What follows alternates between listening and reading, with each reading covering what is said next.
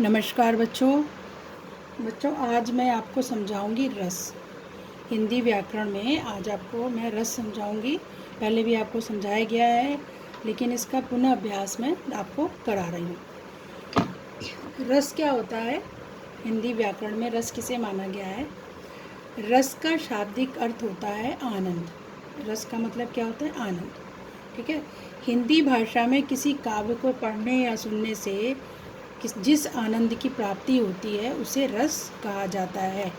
और रस जो है वो काव्य की आत्मा या प्राण माना गया है। यानी जिस काव्य में, हिंदी काव्य में रस ना हो, जिसको पढ़ने से कोई आनंद ना प्राप्त हो, तो वो काव्य सही नहीं है। अब देखिए, इसको प्रश्न के रूप में मैंने लिखा है, ये आप उतार लीजिएगा अपने पास।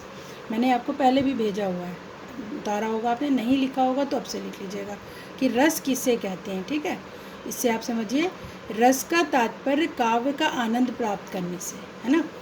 जब हम किसी कहानी, कविता, नाटक, उपन्यास, फिल्म आदि को पढ़ते, देखते या सुनते हैं, तब पाठक या श्रोता या दर्शक को जिस सुख, दुख एवं आनंद की अनुभूति होती है, वही काव्य में रस कहलाता है। जब हम कोई कहानी पढ़ते हैं, कविता पढ़ते हैं, नाटक पढ़ते हैं या देखते हैं या सुनते हैं, तो हमारे मन में कोई ना कोई आनंद मिलता है। उसको पढ़ने से हमें आनंद प्राप्त होता है, तो वही रस कहलाता है। ठीक है, तो रस को क्या माना गया? काव्य की आत्मा। ठीक है, देखिए ये लिखा भी है, काव्य से जिस आनंद की अनुभूति होती है वही रस है। ये इसकी परिभाषा है। अब रस का सर्वप्रथम विवेचन किसने किया था? भरत मुनि ने। रस को सर्वप्रथम किसने विवेचन किया था? किसने अपने इसका विवेचन किया था? भरत मुनि ने अपने नाट्य शास्त्र में दिया था। तो उन्होंने अपने नाट्य शास्त्र में इसके बारे में बताया था। और क्या लिखा? और ये लाइन उन्होंने लिखी थी, विभाव अनुभाव व्यभिचारी संयोगाद रस निष्पत्ति। इसका मतलब कि विभाव, अनुभाव, व्यभिचारी, संयोग माने के संयोग से, यानी मिलने से। विभाव, अनुभाव और व्यभिचारी के मिलने से रस की निष्पत्ति माने उत्पत्ति होती है। संयोग माने मिलने से। अर्थात क्या है? विभाव, अनुभव और व्यभिचारी या संचारी भाव के मिलने पर रस की उत्पत्ति होती है। व्यभिचारी को हम क्या कहते हैं? और संचारी भाव भी कहते हैं।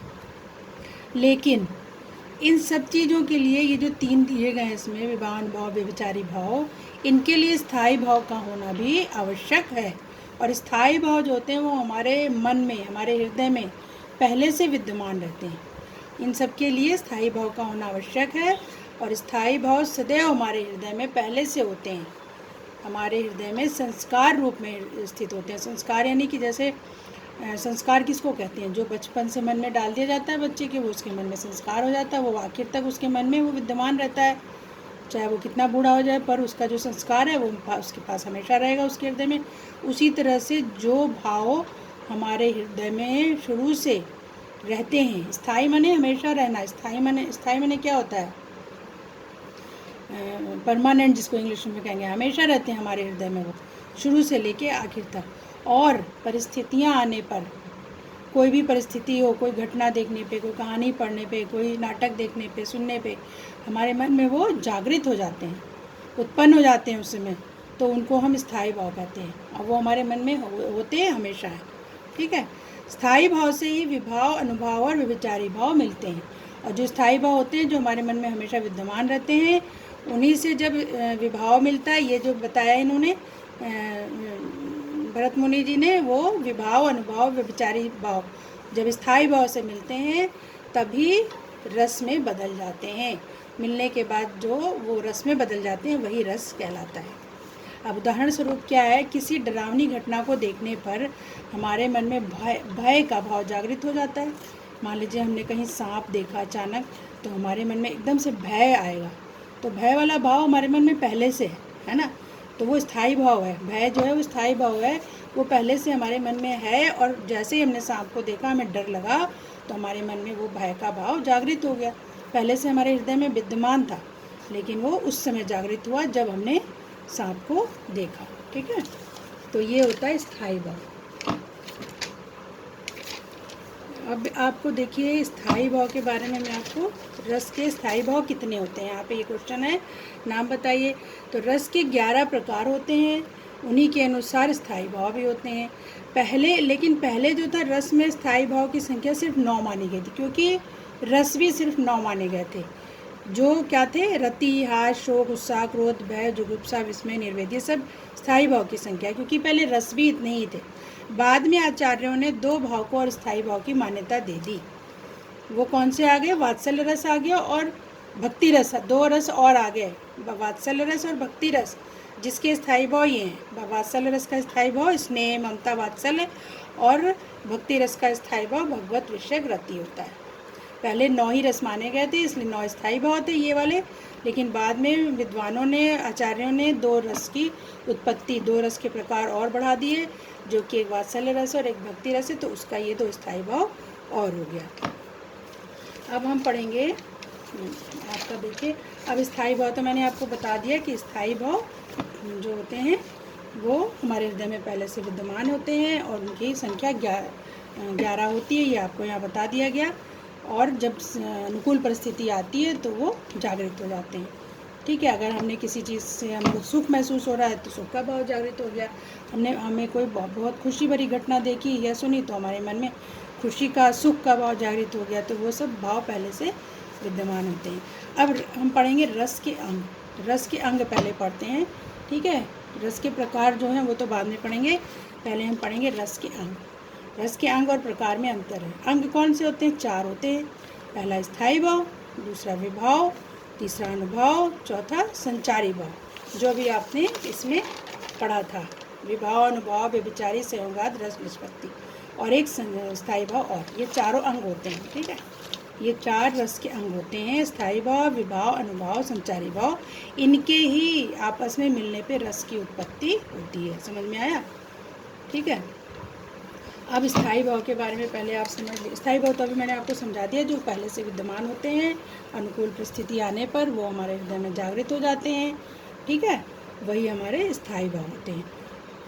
अब आता है, ये देखिए, रस में निष्पत्ति में सहायक अवयवों को बताइए। अंग या अवयव एक ही चीज़ है। जो भी मैंने आपको यहाँ बताया ना कि अंग, रस के अंग कितने हैं? अंग कितने हैं? 4 होते हैं, स्थायी भाव, विभाव, अनुभाव और संचारी भाव। तो वैसे ही ये है आपका क्वेश्चन बना हुआ है इसमें कि रस की निष्पत्ति में सहायक अवयव, अवयव या अंग एक ही होता है। निम्नलिखित है स्थायी भाव, विभाव, अनुभाव या संचारी या व्यभिचारी भाव। संचारी को, विभाव को ही हम व्यभिचारी भाव कहते हैं, ठीक। अब स्थायी भाव आपको मैंने समझा दिया पहले। अब आता है विभाव। विभाव क्या होता है? विभाव के 2 प्रमुख भेद बताइए। विभाव के 2 भेद ही होते हैं। विभाव के 2 प्रमुख भेद हैं। पहला आलंबन विभाव और आपका दूसरा क्या होता है? उद्दीपन विभाव। अब सबसे पहले आप समझिए आलंबन विभाव क्या होता है।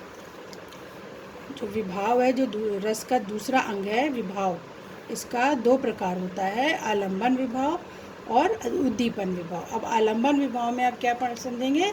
आलंबन किसको कहते हैं? जिसका सहारा लिया जाए। आलंबन माने सहारा। जिन व्यक्तियों या पात्रों के आलंबन सहारे से स्थायी भाव उत्पन्न होता है, वे आलंबन विभाव कहलाते हैं।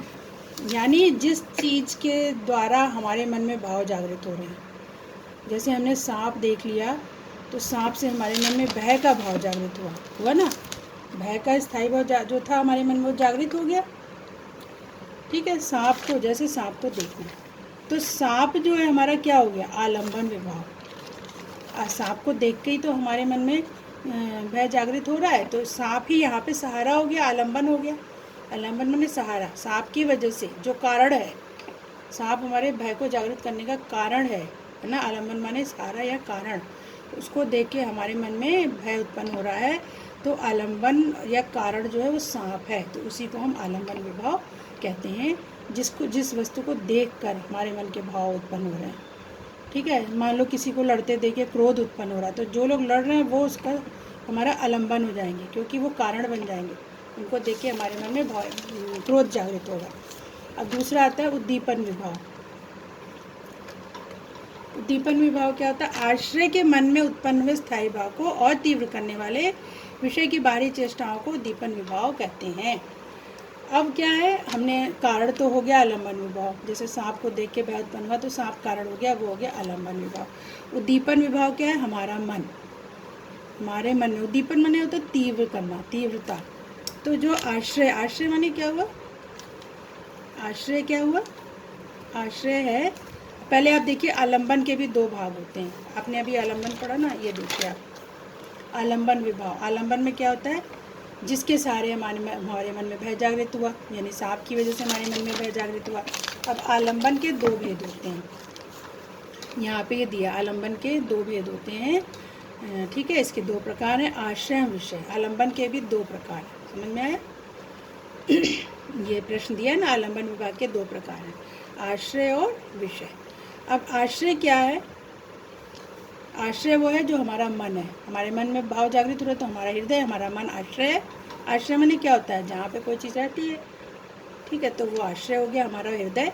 और विषय क्या हो गया? सांप, क्योंकि सांप को ही देखकर, सांप वो चीज़ है जिसकी वजह से हमारे हृदय में भय जागृत हुआ, तो सांप विषय हो गया और आश्रय हमारा हृदय हो गया, ठीक, क्योंकि हमारे हृदय में वो भाव है, समझ गए? अब आता है आपका दूसरा विभाव का। पहला कारण आलंबन हो गया, आलम्ब के दो भाव हो गए, आलंबन के दो प्रकार हो गए, आश्रय और विषय, ठीक है। अब आश्रय हमारा हृदय और विषय जो है वो वस्तु है जिसको देख के भाव उत्पन्न हो रहा है। अब उसके बाद आता है उद्दीपन, विभाव का दूसरा प्रकार है उद्दीपन विभाव। आश्रय के मन में उत्पन्न हुए स्थायी भाव को और तीव्र करने वाले विषय को, बाहरी चेष्टाओं को उद्दीपन विभाव कहते हैं। उद्दीपन विभाव क्या होता है? जिससे हमारे भाव और तीव्र हो रहे हैं। उद्दीपन माने होता है तीव्रता। तो यानी आश्रय हमारा मन है, हमारे मन में जो भाव आ रहा है वो तेज हो रहा है। क्यों तेज हो रहा है? किसके कारण हो रहा है? अब जैसे उदाहरण देख लीजिए, सांप की फुफकार के कारण। हमने सांप देखा, सांप विषय हो गया हमारा। विषय माने कि जिसकी वजह